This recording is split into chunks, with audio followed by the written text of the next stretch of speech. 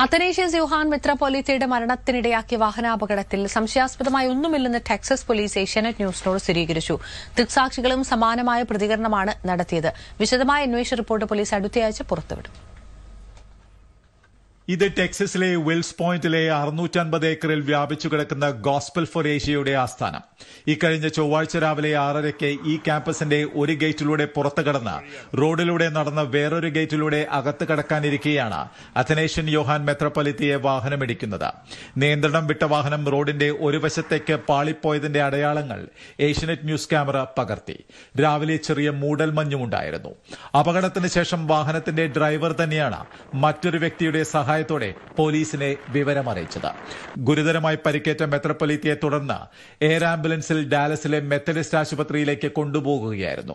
ദൌർഭാഗ്യകരമായ ഒരു അപകടമാണ് ഉണ്ടായതെന്ന് അയൽവാസികളും ദൃക്സാക്ഷികളും ഏഷ്യാനെറ്റ് ന്യൂസിനോട് പറഞ്ഞു. Accidentally walked out onto the highway, and then when he realized he was on the highway, he jumped back over to the right. But by that time, the driver, trying to avoid him, was already maneuvering to the right to try to keep from hitting him. Well, he jumped back over and into the driver's. So yeah, I think it was completely accident. It just happened that he wasn't paying attention at the time while he was walking near the highway. Unfortunate that he didn't survive. But yeah. അന്വേഷണത്തിന് നേതൃത്വം നൽകുന്ന Texas department of public safety അധികൃതരുമായി Asianet news സംസാരിച്ചു. ഡ്രൈവറെയും വാഹനത്തെയും തിരിച്ചറിഞ്ഞിട്ടുണ്ട്. അന്വേഷണം തുടരുകയാണ്.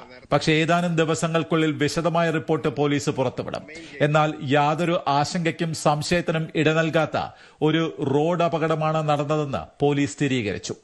മെത്രാപ്പൊലീത്തയുടെ ഭൌതിക ശരീരം ഇന്ത്യയിലേക്ക് കൊണ്ടുപോകാൻ ഒരു തടസ്സവുമില്ലെന്നും പോലീസ് വ്യക്തമാക്കി. അന്വേഷണ റിപ്പോർട്ട് പുറത്തുവിട്ടതിനു ശേഷം വിശദമായി ക്യാമറയിൽ പ്രതികരിക്കാൻ സജ്ജമാണെന്നും പോലീസ് അറിയിച്ചു. അമേരിക്കയിൽ നിന്ന് സണ്ണി മാളിയേക്കലിനും ഷിജോ പൌലോസിനുമൊപ്പം കൃഷ്ണകിഷോർ, ഏഷ്യാനെറ്റ് ന്യൂസ്.